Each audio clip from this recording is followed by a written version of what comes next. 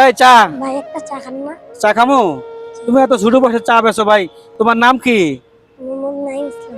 নাইম ইসলাম। কই থাকো তুমি? থাকি বাকি চট্টগ্রাম। কে কে থাকে তোমার এখানে? আব্বু আম্মু সবাই থাকে। লেখাপড়া করো না? না। তো এত অল্প বয়সে ব্যবসা নিছো? এই আব্বুর অসুখ। তোমার আব্বুর অসুখ? জি। যাই হোক, লেখাপড়া করো না? আসলে দুঃখের বিষয় যে এত বাচ্চা এত অল্প বয়সে যে ওর এই চা বিক্রি করে ওর বাপের চিকিৎসা করে, আসলে এটা বিশাল বড় একটা ব্যাপার। তো আচ্ছা ঠিক আছে, চা দাও।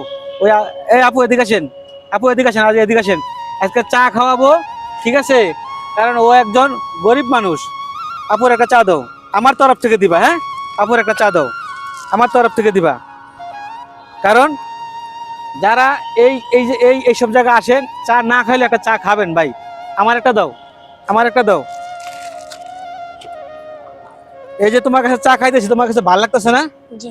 ভালো লাগতেছে?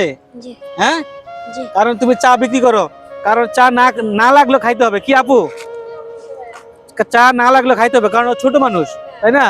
আজকে হয়ে যাবে খেলা, আজকে চা আরো লোকের খাওয়াবো ইনশাল্লাহ।